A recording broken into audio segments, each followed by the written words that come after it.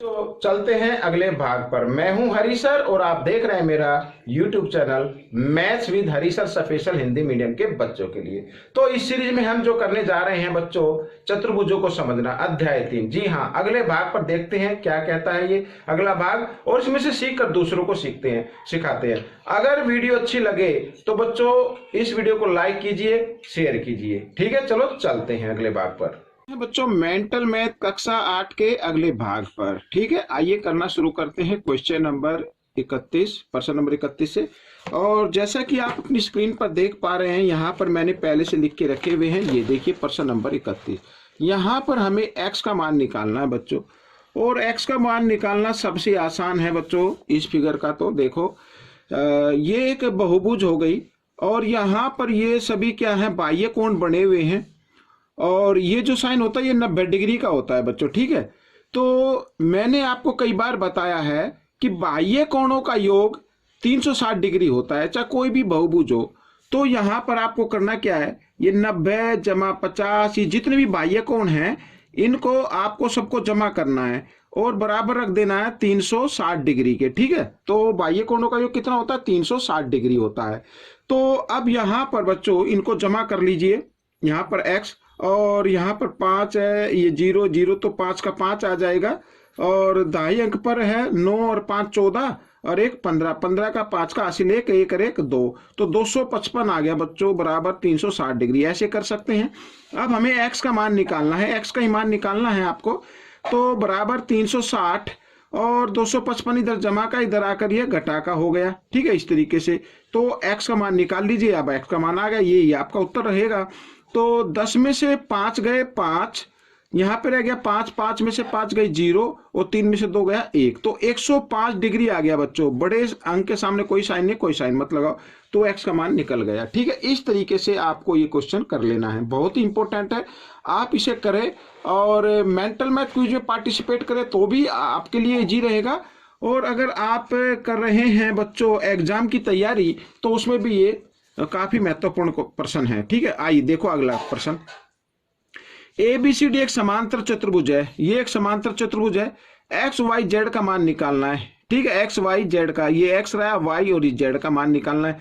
तो सबसे पहले बच्चों हमें करना क्या है, देखो यहाँ पर वाई का मान तो हम निकाल सकते हैं।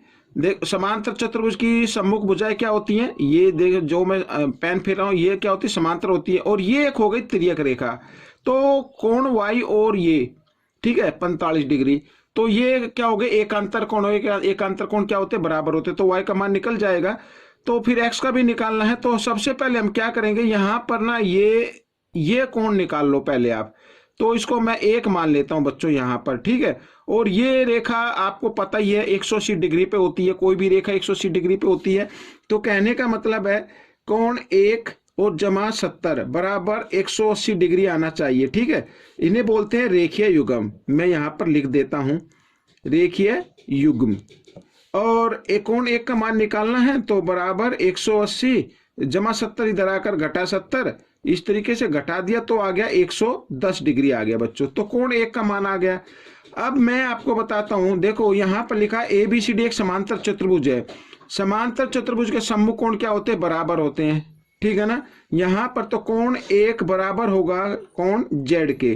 तो यहाँ पर मैं लिख भी देता हूं, समांतर चतुर्भुज के सम्मुख कोण बराबर होते हैं। ठीक है, इस तरीके से सम्मुख कोण बराबर होते हैं, ये मैंने लिख दिया। तो 1 का मान कितना है, 110, तो Z का मान कितना आ जाएगा बच्चों, 110 आ जाएगा। ठीक है, आप ये मत सोचना कि पहले x है तो x का ही मान निकालना, नहीं, आप x y z में से किसी का भी मान निकाल सकते हैं। एक उत्तर तो ये आ गया आपका। ठीक है, Z का मान आ गया। अब दूसरा उत्तर यहाँ पर देखो ये मैंने बता दिया ABCD एक समांतर चतुर्भुज है। तो यहाँ पर AD समांतर क्या है BC, व AC एक तिर्यक रेखा है। ये तो मैंने अभी बताया था, मैं इसको लिख भी देता हूं, तिर्यक रेखा है। ठीक है, लिख दिया मैंने। तो यहाँ पर कोण y बराबर होगा 45 डिग्री। ये कोण और ये कोण, आप चाहे तो पूरा नाम भी लिख सकते हैं ऐसे, ACB और CAD इस तरीके से, या फिर डायरेक्ट लिख दीजिए। तो इन्हें बोलते हैं बच्चों एकांतर कोण। तो एकांतर कोण भी बराबर होते हैं ठीक है, याद रखना। ये प्रॉपर्टी जो है ना, ये आपको याद होनी चाहिए। तो y की वैल्यू भी हमारी आ गई है, ठीक है।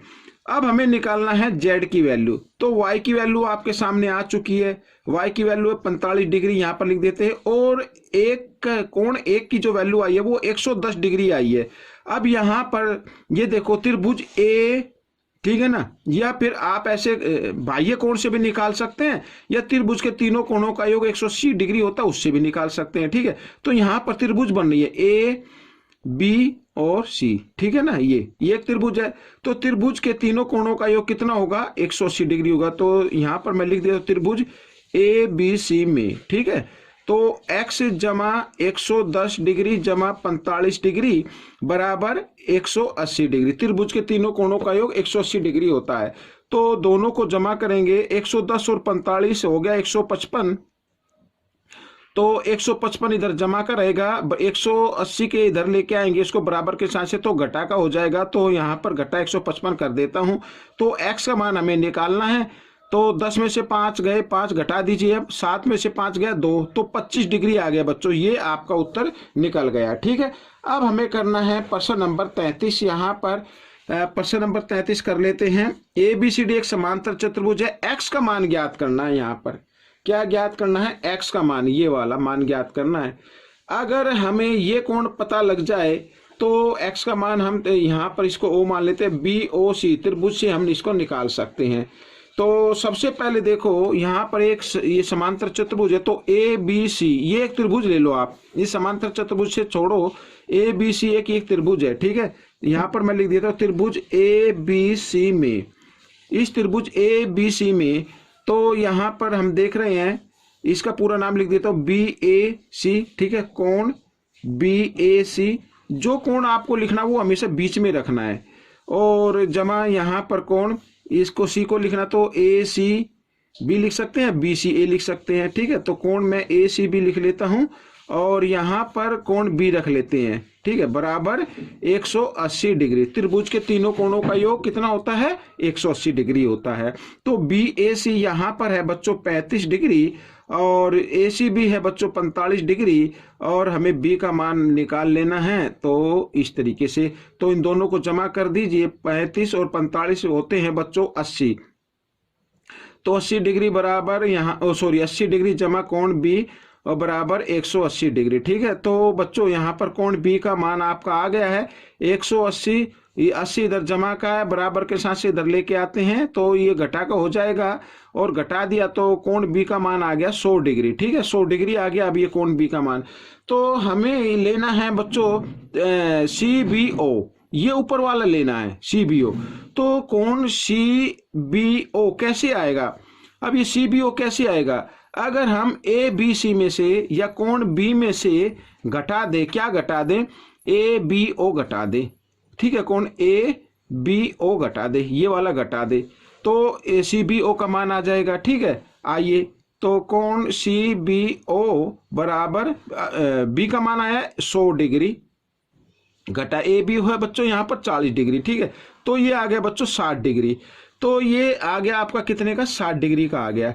अब यहाँ पर आप निकाल सकते हैं आराम से। देखो त्रिभुज BOC ले लो, BOC में, ठीक है। तो यहाँ पर 3 कोण बन गए, एक तो x डिग्री का, ये 60 डिग्री का और ये 45 डिग्री का। तो तीनों कोणों का योग कितना होना चाहिए, 180 डिग्री होना चाहिए। तो मैं इसको 180 के बराबर रख देता हूं। तो x जमा यहाँ पर जमा किया तो 105 डिग्री आ गया बराबर 180 डिग्री, ठीक है। और x का मान निकाल लीजिए 180, 105 इधर जमा का बराबर के साथ इधर लेके आ जाओ तो घटा का हो जाएगा, और जब घटाएंगे तो x का मान आ जाएगा बच्चों 75 डिग्री, ठीक है। घटाने पर कितना आएगा, 75। तो बच्चों ये आपका प्रश्न हल हो गया है। अब हम करने वाले हैं प्रश्न नंबर 34। तो प्रश्न नंबर 34 भी मैंने पहले से लिख के रखा है, जैसा कि आप अपनी स्क्रीन पर देख पा रहे हैं। आइए करना शुरू करते हैं। तो यहाँ क्या कहता है, पी क्यू आर एस एक समचतुर्भुज है, तो एक्स का मान ज्ञात करना है। ये एक समचतुर्भुज है। समचतुर्भुज की प्रॉपर्टी आपको याद होनी चाहिए। सबसे पहली प्रॉपर्टी ये होती है कि समचतुर्भुज के जो विकर्ण है एक दूसरे को लंब समद्विभाजक करते हैं। लंब का मतलब यहाँ 90 डिग्री का कोण बनेगा, ठीक है, और दूसरी उसकी भुजाएं बराबर होती है। तो अब यहाँ पर क्योंकि समचतुर्भुज के विकर्ण एक दूसरे को लंब समद्विभाजक करते हैं, तो यहाँ पर पीओ की लेंथ दी हुई है, साथ ही एस ओ की लेंथ दी हुई है, लंबाई यानी कि, और पी एस की लंबाई दी हुई है। तो हमें एक्स का मान ज्ञात करना है। तो आप क्या करें, त्रिभुज पी ओ एस, यहाँ पर त्रिभुज पी ओ एस में ले ले, क्योंकि ये एक समकोण त्रिभुज है। समकोण त्रिभुज क्यों है, क्योंकि समचतुर्भुज के विकर्ण एक दूसरे को लंब समद्विभाजक करते हैं, यानी 90 डिग्री पर काटते हैं। तो 90 डिग्री आ गया, तो इसका मतलब ये क्या हो गया, समकोण त्रिभुज हो गया।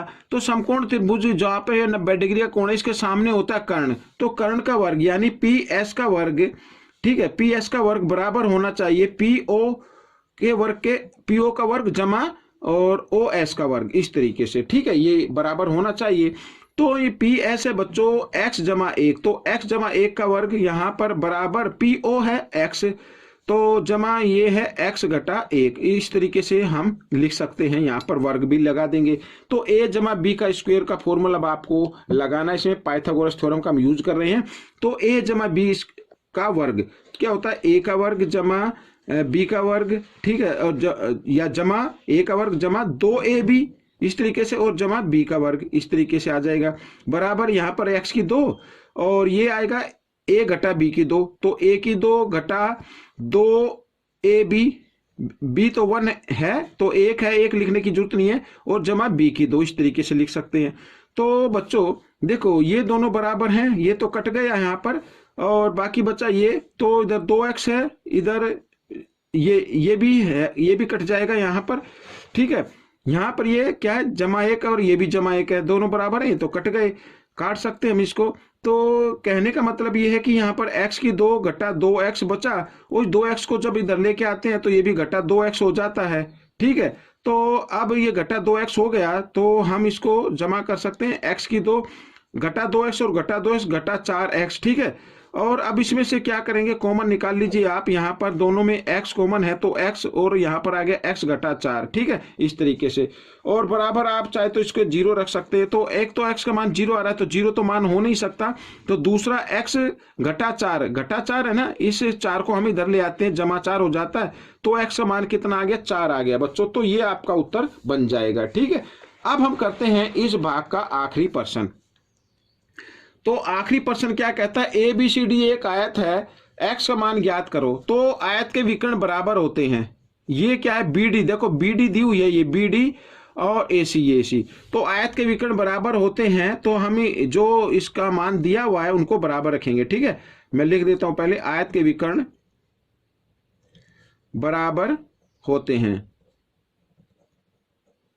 इस तरीके से। तो बच्चों 2x घटा 1 बराबर x जमा 5, ऐसे लिख लेना है। तो 2x जमा x है, इधर आकर ये घटा x हो जाएगा, बराबर 5, और ये घटा 1 है, इधर आकर जमा 1 हो जाता है। तो घटा जमा घटा होते हैं, ये घटा ये जमा घटा जमा घटा, 2x में से एक x गया, 1x बराबर 5 में 5 जमा 1 6 आ गया। तो x का मान ज्ञात करना था, x का मान बच्चों आ चुका है, तो ये आपका उत्तर बन गया। अगर देखो, अगर प्रश्न में पूछ लिया जाए कि विकर्ण की लंबाई ज्ञात करो, तब विकर्ण की लंबाई कैसे ज्ञात कर सकते हैं, बिल्कुल आसान है, ये मैं अपनी तरफ से बता रहा हूं, आपका उत्तर तो निकल चुका है। तो विकर्ण की लंबाई जैसे 2, फिर लिखा है x की जगह x का मान रख दीजिए और घटा 1, तो 2 छिक 12 और घटा 1, तो 12 घटा 1, ठीक है, तो कितना आ गया, 11 आ गया, 11 सेंटीमीटर आ गया बच्चों। अब अगर पूछा जाए एसी का भी निकालो, तो एसी का भी निकाल सकते हैं।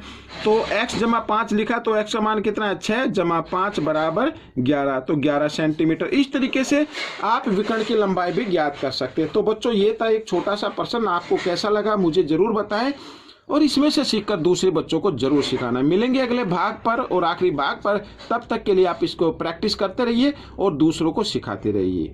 धन्यवाद।